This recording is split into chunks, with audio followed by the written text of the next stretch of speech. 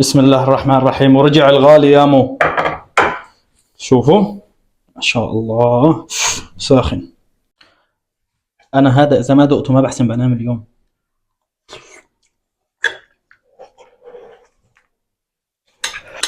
لذيذ يا جماعة.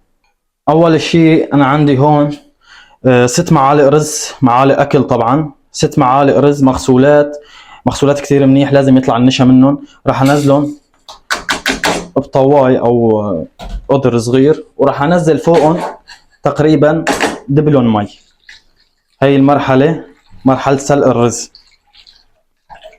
هيك مي كافي، ومشغل عليهم الغاز. ومن هون حتى يستوي الرز او ينسلق معنا الرز، تعالوا نحضر. طبعا في تحضيرات لازم تصير بالرز بحليب على البارد. بسم الله، جبنا طنجرتنا، رح نفضي هون. انا عندي طبعا لترين حليب هيك تمام، وراح انزل فوقهم بكاسه ونص سكر. طبعا هدول الكاسات ال 200 ملي، كاسه ونص، يعني تقريبا او مو تقريبا بالضبط لكل لتر حليب 3/4 الكاسه. وهي خطوه اختياريه، انا بحط عودان قرفه وليمون، قشر ليمون عادي مو بشر ليمون، لانه بدي ارجع اشيله بالمصفي بس اللي استوى مع الحليب. ميه ورد، راح اضيف تقريبا شي معلقتين كبار ميه ورد. بسم الله. هاي معلقه وهي معلقتين. هيك خلينا نحرك وناخده على النار. وهلا بعد ما حطينا الحليب على النار راح نحرك حتى يذوب معنا السكر مظبوط.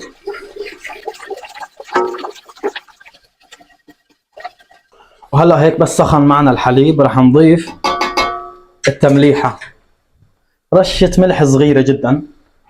طبعا نقطه كثير مهمه، لا تملحوا على البارد وتحطوا الحليب على النار، احتمال يفرط معكم الحليب. بس ترتفع درجه حراره الحليب ملح تمليحه صغيره. وبنحط زبده تقريبا نص معلقه زبده، نص معلقه اكل زبده. من تم عم نحرك، شوفوا كيف صار لونه مع الزبده، يا سلام.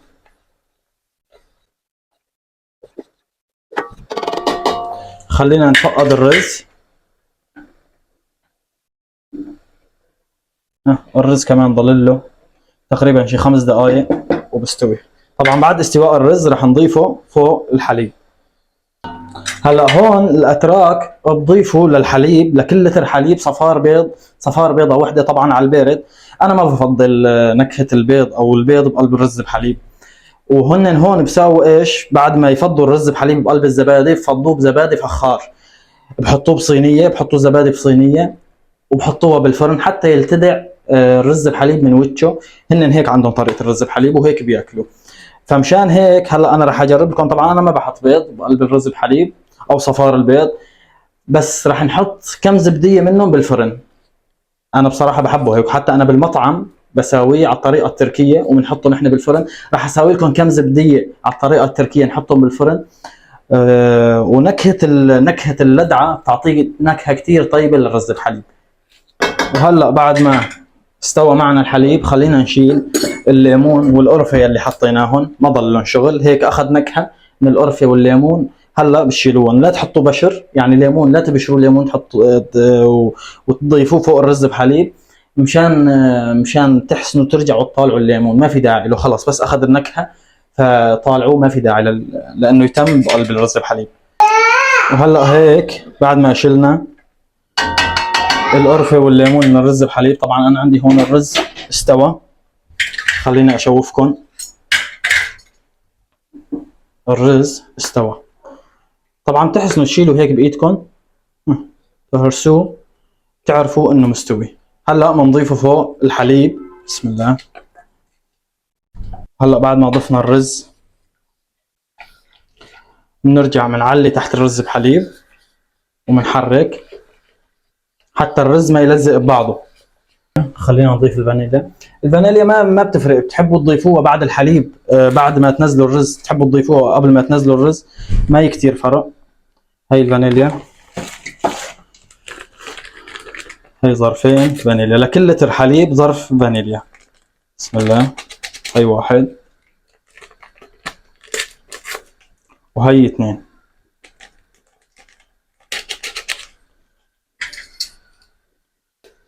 يا سلام، طلعت ريحة الرز بحليب.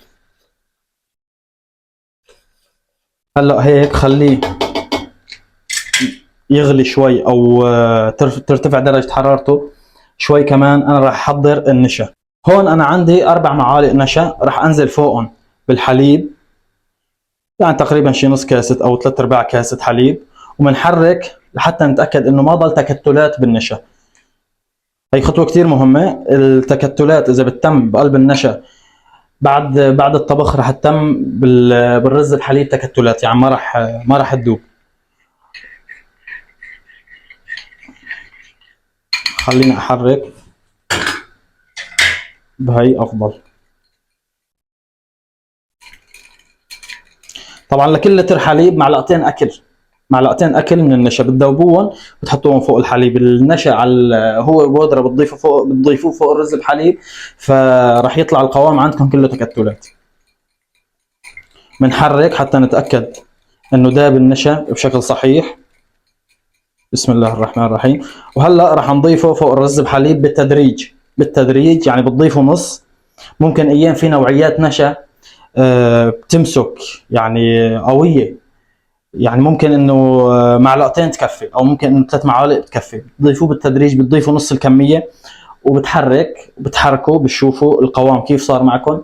لسه محتاج بتضيفوا باقي الكميه؟ لا تمام، بكون انتم اخذتوا شغلكم مثل ما بقولوا على كفاله.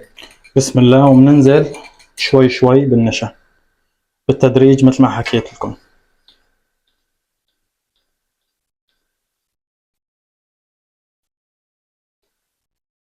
هلا هيك انا عرفت تقريبا ربع الكميه. خلينا نشوف القوام كيف راح يصير.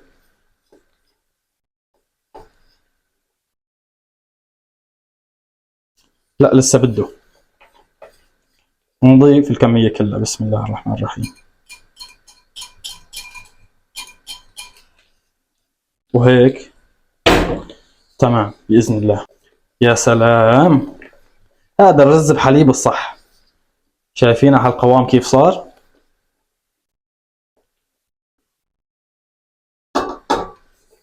شوفوا، افرجيكم. هذا هو قوام الرز بحليب. شايفين هيك. وهلا هيك طفينا الغاز، وهيك صار معنا رز بحليب بأبسط طريقة وبأحسن نتيجة. خلينا هلا نسكبه بقلب الزبادي اللي عنا، ونحط نص بالفرن، نسوحهم بالفرن، او يعني نعطيهم لدعة بالفرن، ونص على طريقتنا نحن. عندي هدول السلوفان، هدول مشان احطهم بالفرن. يا سلام.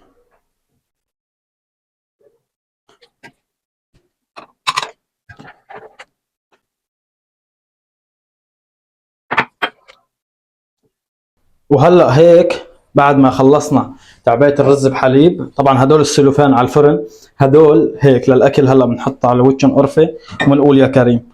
وراح اضيف مي تحتهم. طبعا هاي المي مشان ما تحترق الصينية، ومشان ما يحترق الرز بحليب من تحت. وهلا يلا بينا اولاد اخواتنا المصرية بهدول على الفرن. وهلا من هون ليرجع يلي بالفرن خلينا نحن نستفرد بهدول. طبعا رشة قرفة. انا راح اكل صحن الناقص هيك.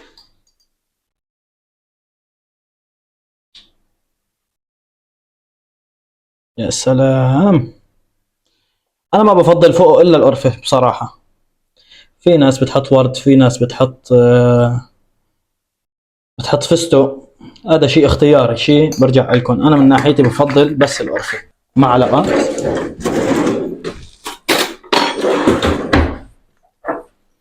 استنى افرجيكم بس القوام، شوفوا لي على القوام هيك، شايفين؟ شايفين على القوام ما شاء الله. وبنقول بسم الله بسم الله.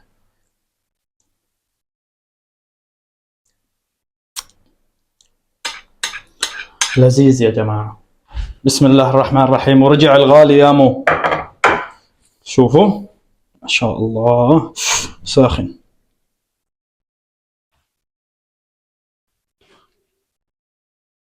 شوفوا على التأميرة، شايفين؟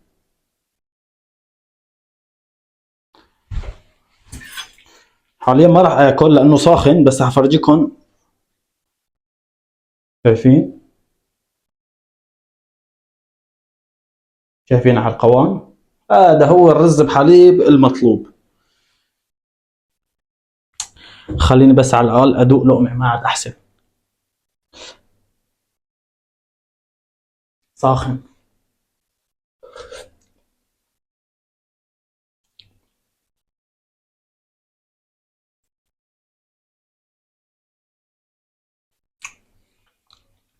ما في مجال، ما راح نحسن ندوقه حاليا، بس طعم على الاول.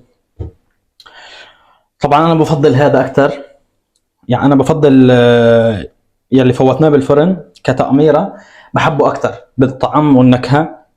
وهذا كمان تمام. انتم اكتبوا لي تحت، جربوه، اكتبوا لي تحت اي نوع راح تفضلوا، يلي على الطريقة التركية ولا يلي على طريقتنا نحن من ناحية التأميرة طبعا.